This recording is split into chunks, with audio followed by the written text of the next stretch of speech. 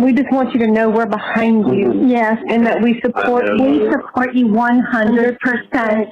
We know what she was like. Okay? We just love you. And they can record all they want. Shanann and I just couldn't get along. And I didn't like the way she treated him when I was around them. Christopher always seemed anxious, and he when she needed something, I mean, he would run.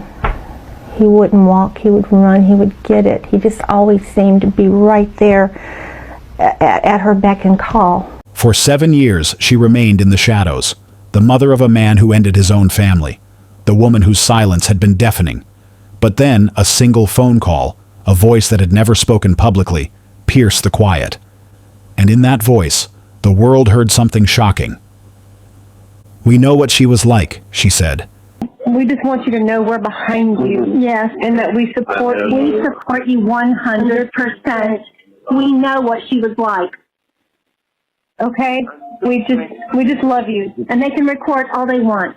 I know, but just remember, like, she was a wonderful woman too. Okay. We know that. I don't want the lasting memory of anybody to be like, something that was. No, none of it. So sweet. None of it should have happened. None of it happened. None of it. Okay? We love you. I don't want anybody's memory being negative, because she was a wonderful woman. No, It's not, honey. You are It's not. I understand. It's not. But we just don't want your last. Yeah. We don't want you to be forgotten in this either. No. We're fighting for you. She was a narcissist, and we support you 100%. Words that weren't just a defense of her son. Words that revealed the fault lines between her and Shanann Watts.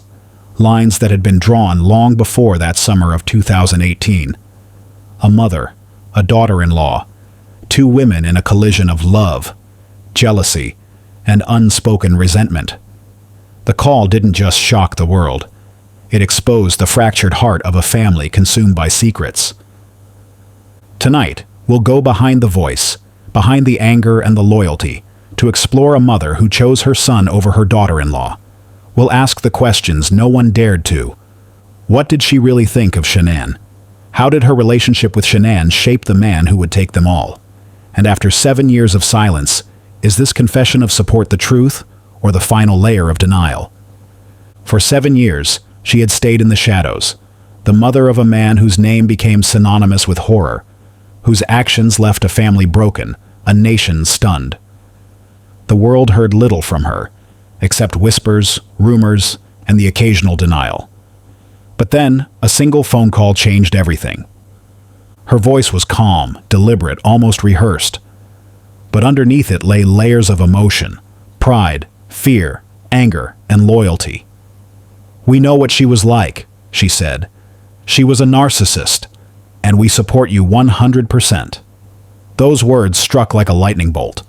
Not just a mother defending her son, not just a voice from the past, but a window into a fractured family, into the tension that had quietly grown between her and Shanann Watts. To understand that call, we have to go back. To understand the mother, we must understand the daughter-in-law she never fully accepted. Shanann Watts, vivacious, ambitious, and unapologetically herself, stepped into a family already fraught with unspoken rules and subtle resentments. And Chris Watts's mother, protective, calculating, determined, watched, measured, and judged. From the outside, she seemed ordinary, quiet, polite, distant at family gatherings. But those who knew her understood the weight she carried. Her approval was not freely given. Her love came with conditions, her loyalty fierce, her judgments sharp. And when Shanann arrived, full of life and plans, full of energy and dreams, there was a collision waiting to happen. They say first impressions last. For Chris's mother, the first impression of Shanann was colored by instincts she couldn't ignore. Ambition, independence, charm, traits she admired, but traits that also made her uneasy. Over the years, tensions simmered. Small disagreements, subtle dismissals, unspoken criticisms. Nothing anyone outside the family could have detected. But inside, the friction was real.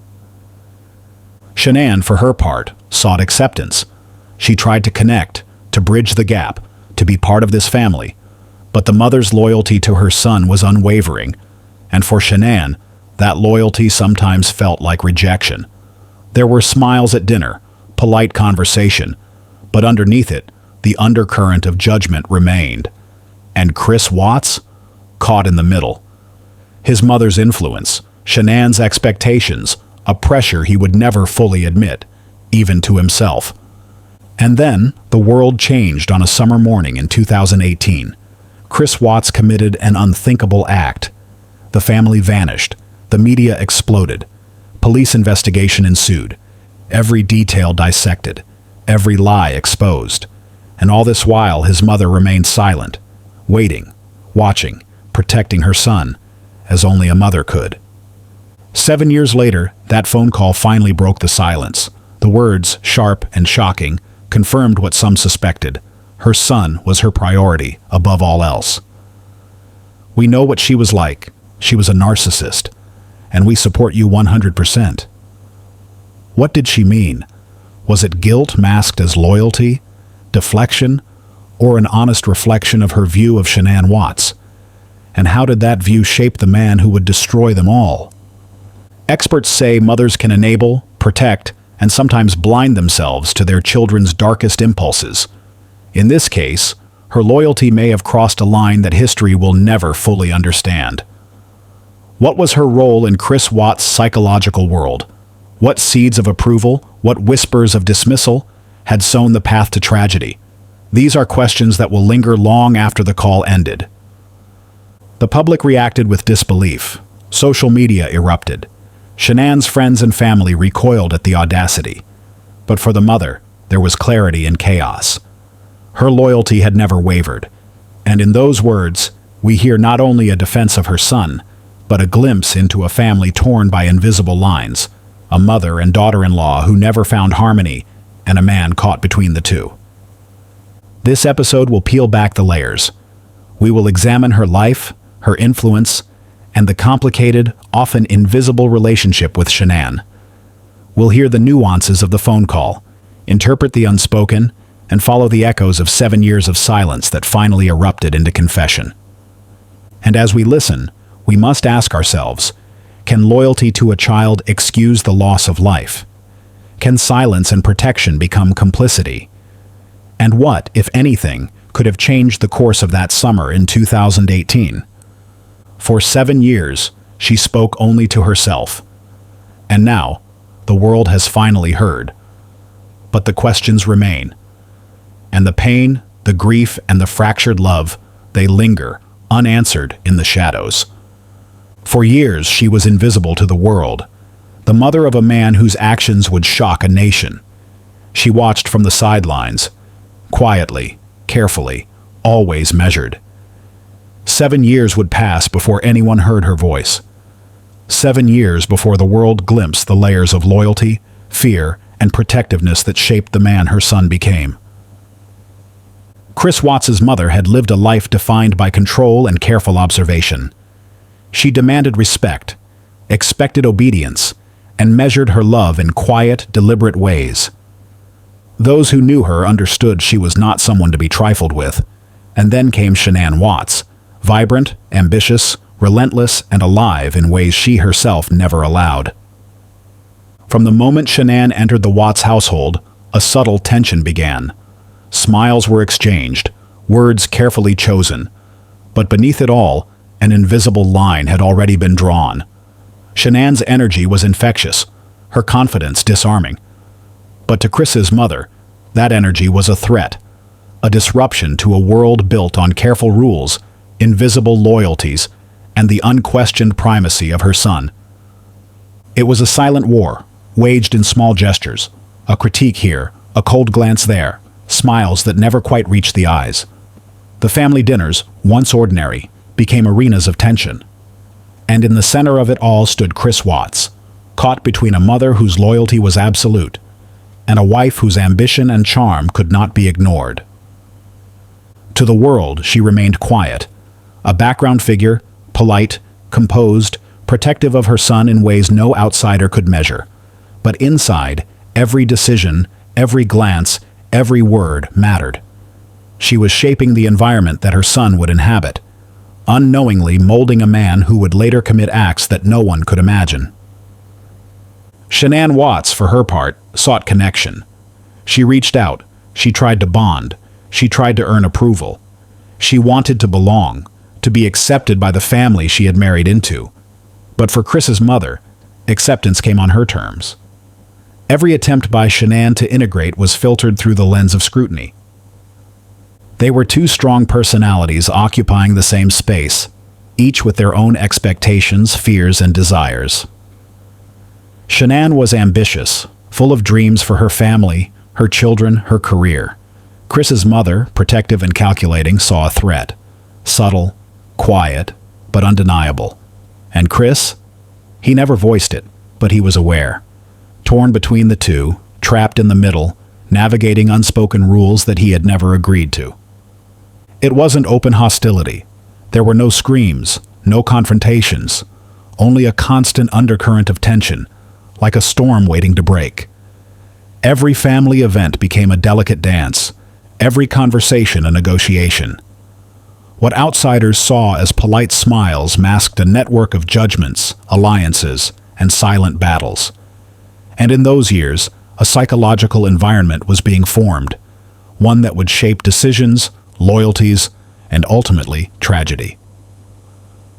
Shanann's friends would later recall how she sometimes appeared exhausted, how she struggled to navigate the subtle criticisms, the invisible expectations. Chris's mother, meanwhile, remained steadfast, protecting her son, asserting influence, and defining boundaries that no one outside the household could perceive. And yet, she never raised her voice. She did not need to. Control in her world was maintained through precision, observation, and unshakable loyalty. And then came the pregnancy that would change everything. A child, a life growing inside Shanann, a future that Chris Watts reportedly never wanted. According to friends and evidence pieced together, he urged her to terminate. He told her to remove the baby, a demand that created tension at the core of the family unit. It was a conflict that no one outside would fully understand, but one that revealed fractures between Shanann, Chris, and even his mother. Chris's mother, like all mothers, wanted grandchildren, but the stakes were higher here. Her son's desires clashed with the expectations she carried for her family. She never voiced judgment publicly, but her influence, subtle as it was, shaped decisions behind the scenes. Every word, every glance, every private conversation mattered. The pregnancy exposed hidden dynamics. The tension between mother and daughter-in-law became more pronounced. Shanann, ambitious and independent, desired her own path. Chris's mother, loyal to her son, implicitly sided with him, reinforcing boundaries that would later define the psychological landscape of the household. It was during this time that whispers began to form, among friends, family, and eventually, investigators. The invisible friction, the unspoken rules, the quiet loyalty to Chris, all of it converged in a way that would later be dissected under a national microscope. For 7 years, the mother of Chris Watts said nothing. The world watched trials, confessions, and endless analysis. And through it all, she remained quiet, waiting, observing. But every once in a while, a glimpse emerged. Subtle actions, small gestures, careful comments. They all pointed to the same truth. Her loyalty to her son was unwavering. The call, 7 years in the making, finally shattered the silence. The words, "We know what she was like. She was a narcissist, and we support you 100%, sent shockwaves. Public reaction was immediate. Outrage, confusion, anger. But in those words, there was clarity, a portrait of a mother whose identity, loyalty, and love were inseparable from the man her son had become. It was a moment of reckoning. The world, stunned, began to understand the invisible family dynamics that had shaped decisions, behaviors, and ultimately, tragedy. For Chris's mother, the call was both release and affirmation.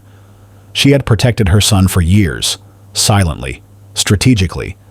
And now, finally, she had spoken.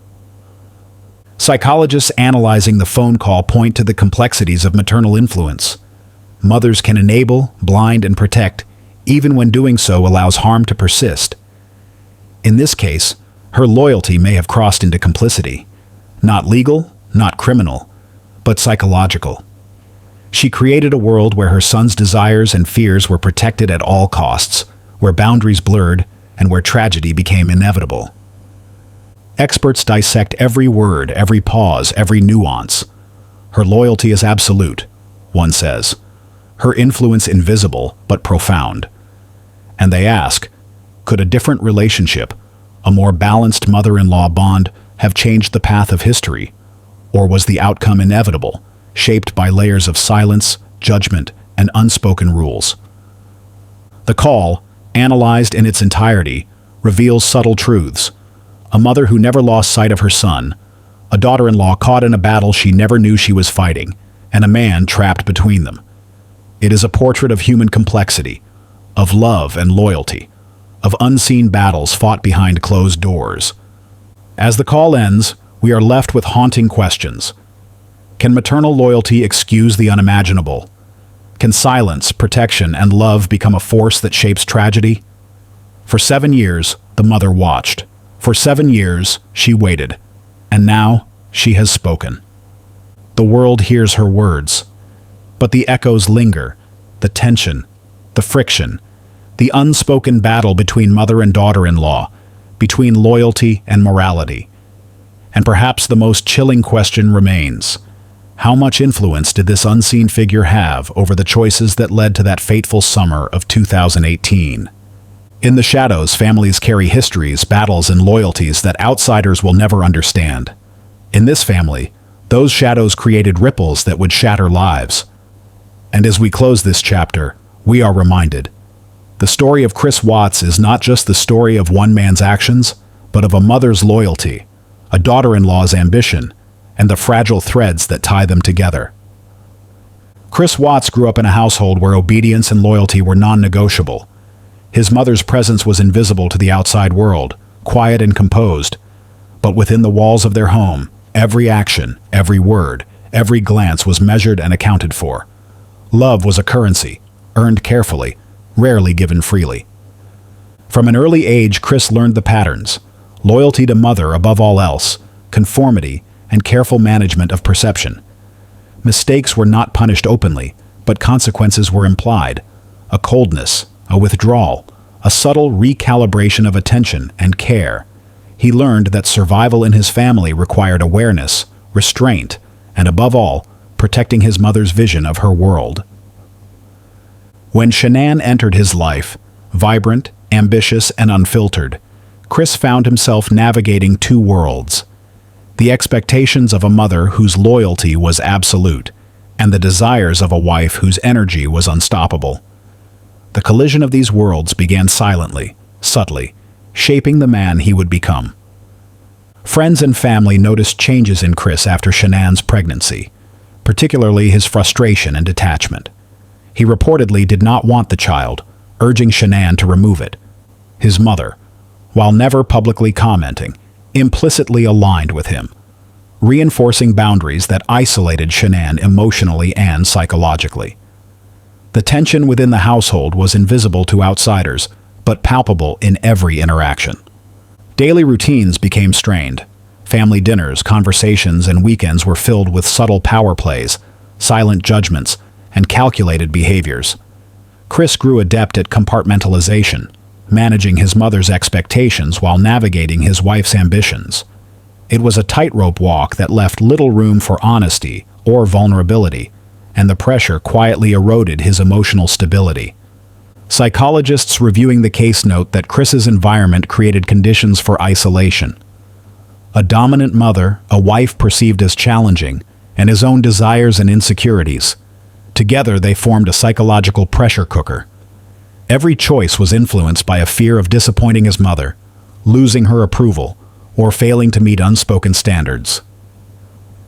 As the pregnancy progressed, Chris's conflict deepened. He reportedly resented the unborn child, struggled with financial and emotional pressures, and became increasingly withdrawn. His mother's influence, subtle but absolute, continued to shape his decisions. She expected him to protect the family name, to follow her rules, to maintain control, and he complied, even when compliance meant hiding his true feelings, suppressing anger, and denying responsibility. Shanann, unaware of the extent of the influence his mother wielded, attempted to communicate, to assert boundaries, to create a family dynamic based on partnership and mutual respect. But for Chris, loyalty to his mother was not optional. Each argument, each disagreement with Shanann was filtered through the lens of her expectations, leaving him trapped, frustrated, and increasingly desperate. Experts analyzing the case suggest that a dominant maternal presence can unconsciously shape decision-making. For Chris, this meant that even the most personal, intimate conflicts about children, finances, and future plans were influenced by the silent guidance of his mother. He was not acting solely on his own impulses. He was navigating a labyrinth of loyalty, fear, and obligation. By the summer of 2018, Chris Watts's mental state had reached a critical point. Friends noticed his withdrawal, his erratic behavior, and growing frustration. He felt trapped between the woman he married, who demanded love and honesty, and the mother he could never disappoint. The pregnancy, his mounting debts, and the impossible expectations of loyalty became overwhelming. Psychologists later described this as a perfect storm: isolation, pressure, and unspoken familial dynamics converging to create a fragile, unstable mind. He was torn between protecting himself, preserving his mother's expectations, and avoiding the consequences of conflict with Shanann. Every choice felt like a trap. Every word, a potential failure. It was within this pressure-filled environment that Chris Watts's psychological state deteriorated. Anger, resentment, fear, and confusion were bottled up. The mother's influence, though silent, was omnipresent, shaping thoughts, guiding behavior, and reinforcing the notion that loyalty above all else was paramount. 7 years after the crime, a single phone call shattered the silence that had cloaked the family for so long. Chris's mother spoke directly to her son, offering validation, support, and unwavering loyalty. The world listened as she said, "We know what she was like. She was a narcissist, and we support you 100%. In those words, hidden dynamics, previously invisible, were exposed. The psychological weight of that call was immense. It confirmed to Chris that his mother's loyalty was absolute. It provided both relief and reinforcement, a confirmation that his choices, though unspeakable, had been unconsciously guided and supported by the woman who had shaped his life from the beginning. Experts emphasize the significance of maternal reinforcement. In cases like this, a parent's implicit approval or loyalty can serve as a powerful enabler, not in legal terms, but psychologically, shaping moral judgment, decision-making, and behavior under extreme stress. As we close this chapter, we are left with haunting questions. How much influence did Chris's mother truly have? Could a different relationship, a balance between motherly guidance and partnership, have altered the course of events? Or was the tragedy inevitable, shaped by a complex web of loyalty, expectation, and silence? One thing is certain: the story of Chris Watts is not only the story of one man's actions.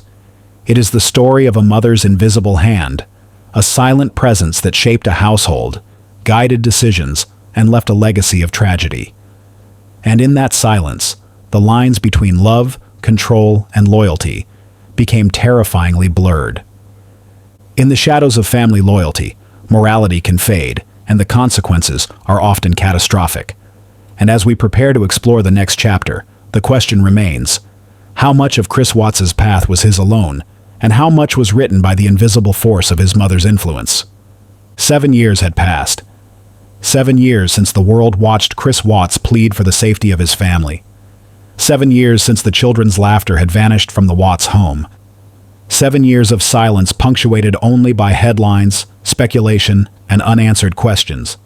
But in the quiet of a prison cell, Chris Watts faced a reality he could no longer avoid. Time had stripped away performance, stripped away denial, and exposed the truth that had long festered beneath rehearsed smiles and polite detachment.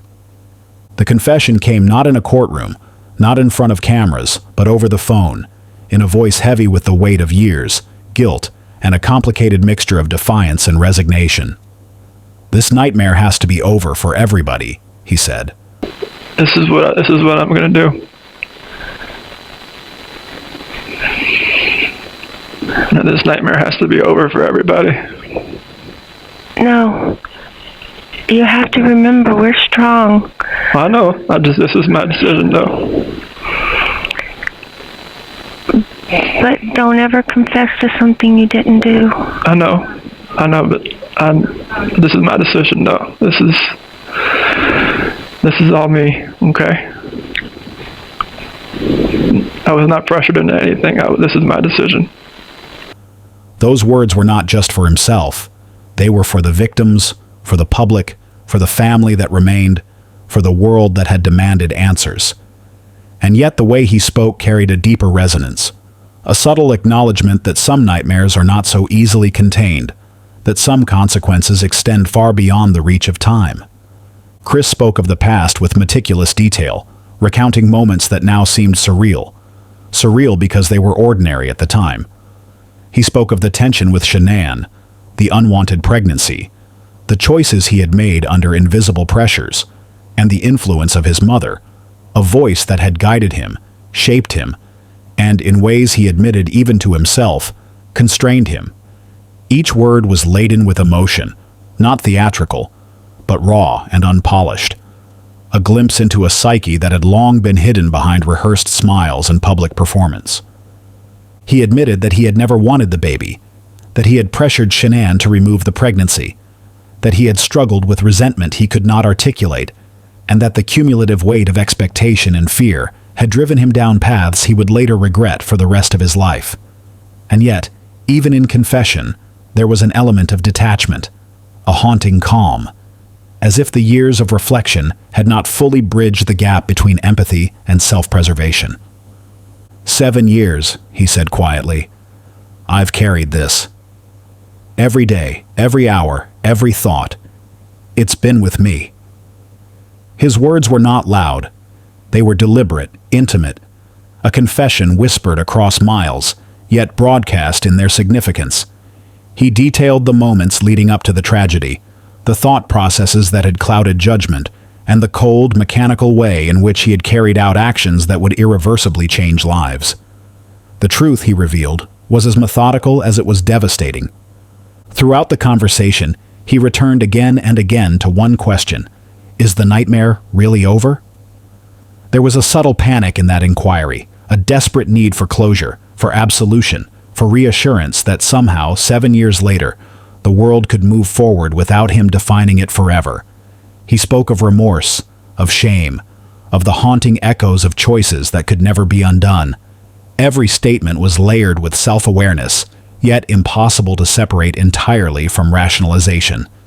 A complex tapestry of guilt, influence, and psychological entanglement.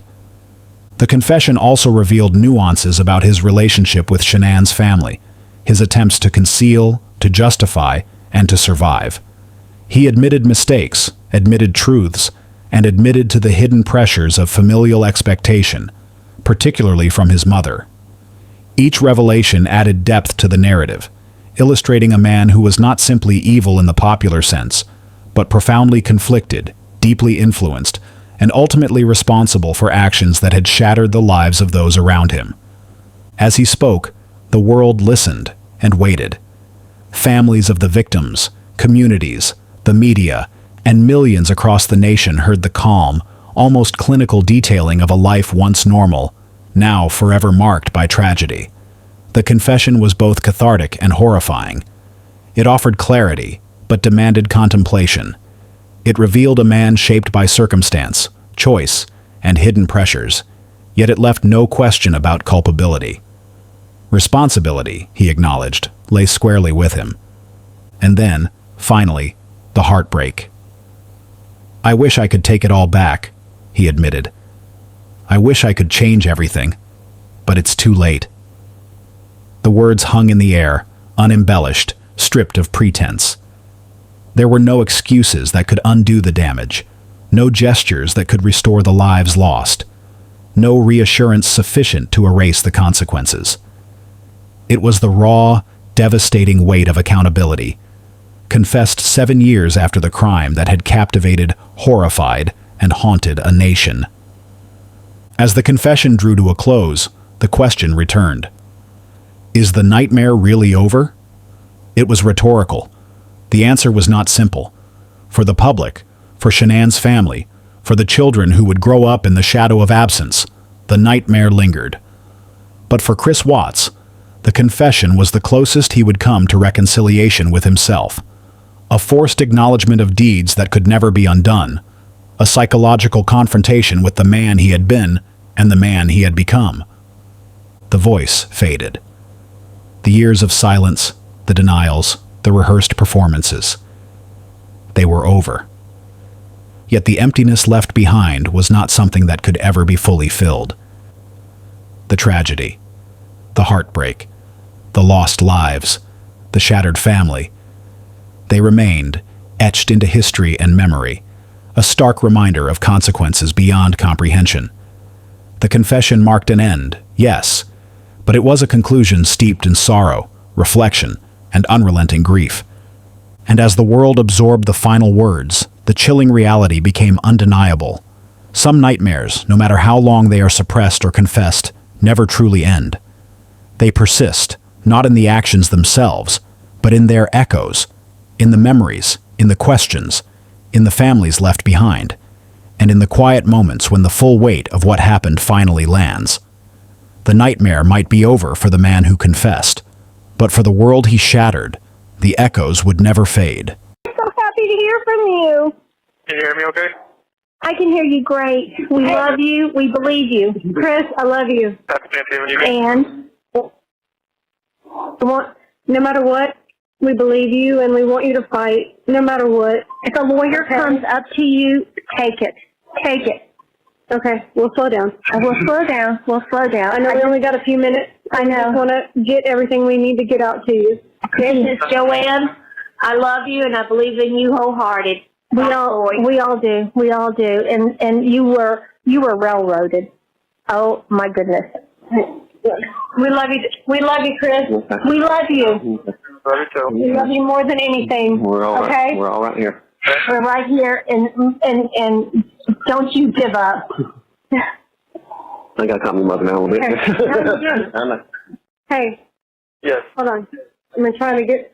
I know you're on speaker, but we love you so much, and we just want you to. This is not the end of your story. I just believe. I believe so much. So please do whatever you need to do to find your voice, and just do what you need to do. Okay? Okay. I did whatever I had to do to talk to you. I listened to whatever they had to say to me. So, honey, I never believed it, any of it. Just know that your mama. What's up? Your mama's been fighting for you. I have been on Channel 7, Channel 9 in Denver, the Denver Post, All everybody. right, now let him talk. Let him Okay, talk so we go can ahead. hear him. Okay. All right, we want to hear your voice. We just want to hear your voice. Yeah. That's all right. Hey. Don't give up, please. Do you promise me? I know. I'm staying strong. Don't worry. You have to. You have to, because there is so much support out there for you. No one told you. Chris, will you consider fighting? Will you consider it? I'm gonna stay strong. I'm not losing any faith. Trust me, I got my Bible with me, and that's I read a lot of it each night, and I get down. It seems like the next verse is kind of like waiting for me to read. So. Well, please consider fighting. Please consider it. A lot of people after that, all them 2,000 Yes. papers come out today. They had nothing. A lot of people was questioning a lot of things about this case. Yes. There's a whole lot. Yes. I know I'm not sure why they released it, but they released it, and I was being in here. I was told what was in it, and I was just like, well, maybe they were just, I don't know. I don't know why they released it, but. Honey, they had nothing. Yes, honey. They had nothing. Nothing. They had a theory, that's all. They had a theory, and that's it. They didn't have a whole lot to prove it. I wish we could have talked to you these last 3 months. No. I wish you would have called her. But he couldn't. I know They wouldn't that let him. they wouldn't let you, but you don't do everything everybody tells you to do. You have to go with your gut. It's just You got to go with what you feel is right. If I would have called and like while everything was going on, I mean, all these calls go straight to the district attorney. You have 1 minute left. 1 minute. All right, we got 1 minute left. So We are fighting for you. That's all we care about right now. Time left. Yeah. and we got a 1 minute 1 left. minute. That's So it. But I love you, Chris. I can call you back. I can actually hang up and call you back. I got a little bit more time. Oh, really? Do it. Okay. Oh, well, let's bye. finish this minute out. Okay. Okay. Okay. Bye. All right. The caller has hung up. Hello, this is a prepaid collect call from An inmate at Will County Jail. This call is subject to recording and monitoring. To accept charges, press 1. Thank you for using Securus. You may start the conversation now. Okay. Hello. We're back. We're back. How's Talk everything? to us. How's Thanksgiving We going so just want far? to hear your voice.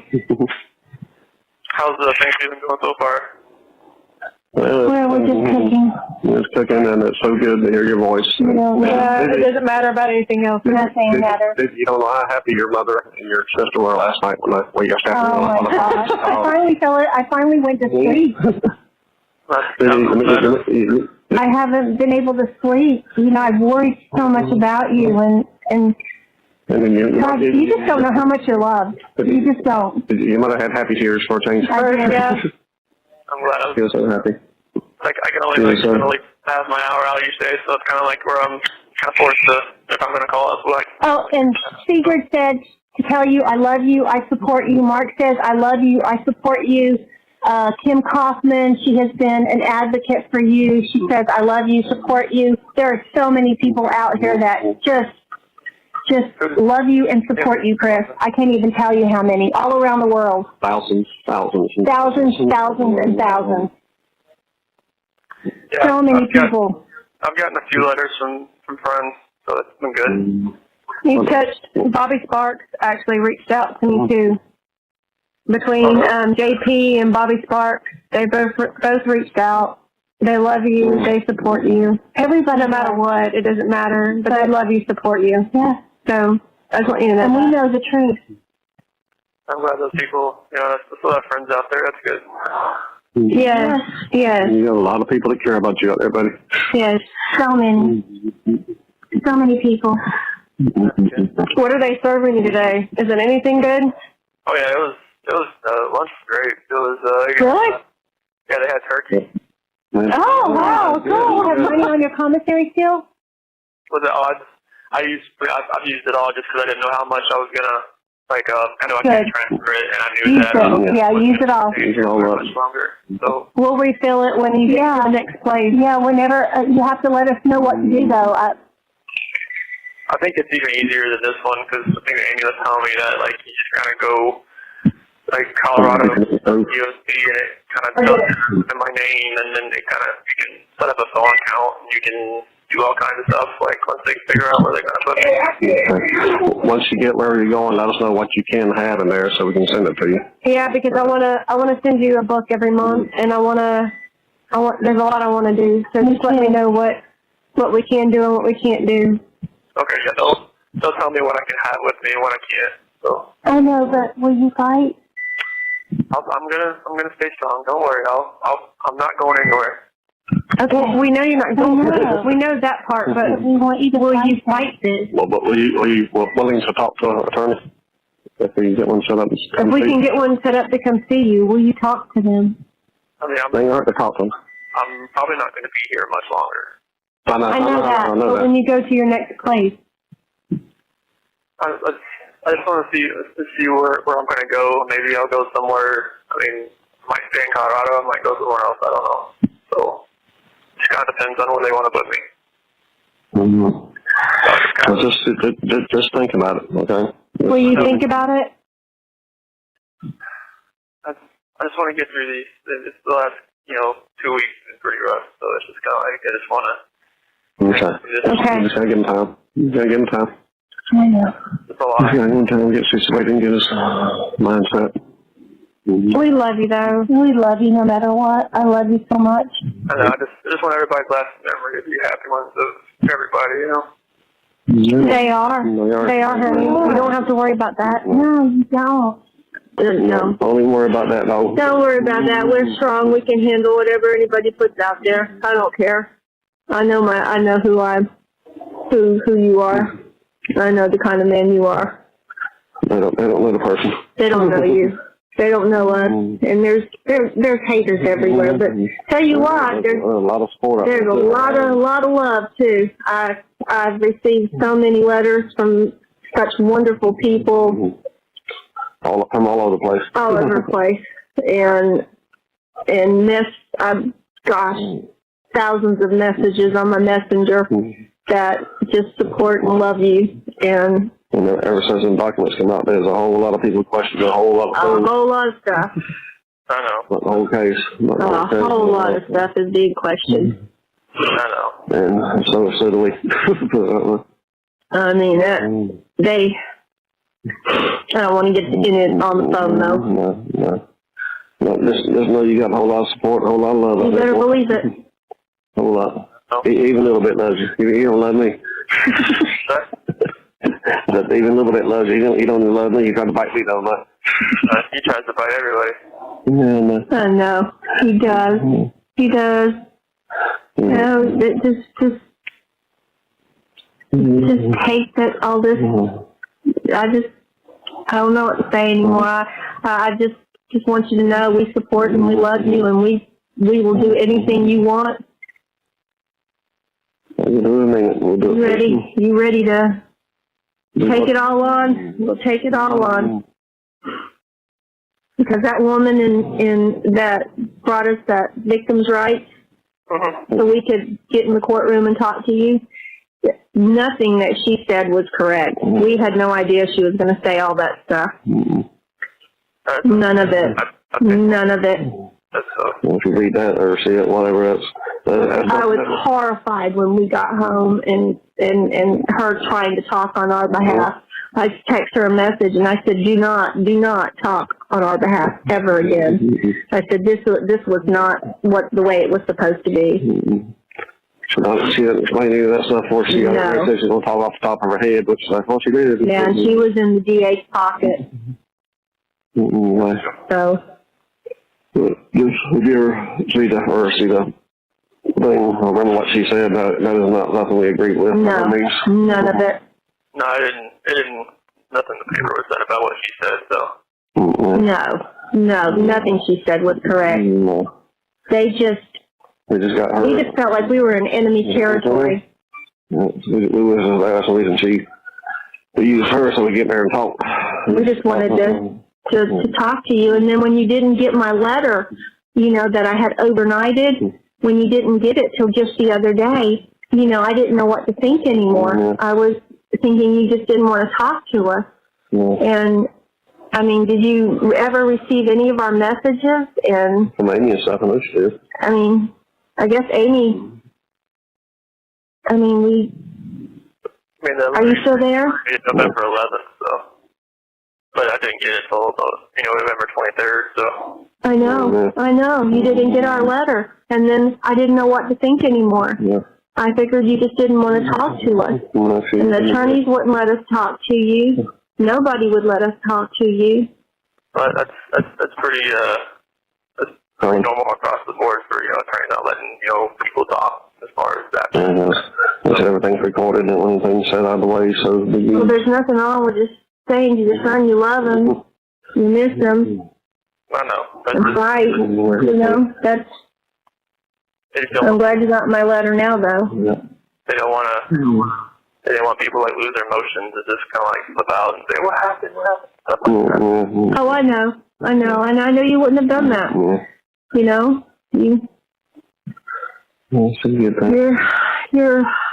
You have 1 minute left. Okay. We've got 1 more minute left to tell you. Okay. Talk about the game, Ronnie. Well, the Panthers just lost on the field goal at the very end. Oh, no. Yeah. Well, they should have been up by at least 10 points before that, 10 or 14. But then the next game's fixing to start here. That first money we put on your phone card is on there. I don't know why it didn't work the first time you called. But it's on there, $67 now. $67 still on your phone thing. Yeah. You got plenty of money to call whenever you want to. Okay. I'm gonna go back on there and put your mother's some on there too. So you can call either one of them. Okay. When I go to the next place, it might be different, like a different phone. Yeah, okay. Oh, Yeah, my okay. goodness, Yeah, really? Yeah, that's what I'm worried about. That's why I'm putting more money on it right now. I should have put more money on there because I had to put in a credit card number when you called the first day. But that minute's going to be up in a minute, and I love you, love you, love you. Love you, buddy. Love you guys too. Yeah, I'm sporting your Steelers sweater every day. Every day. Thank you for using Securus. Goodbye. It may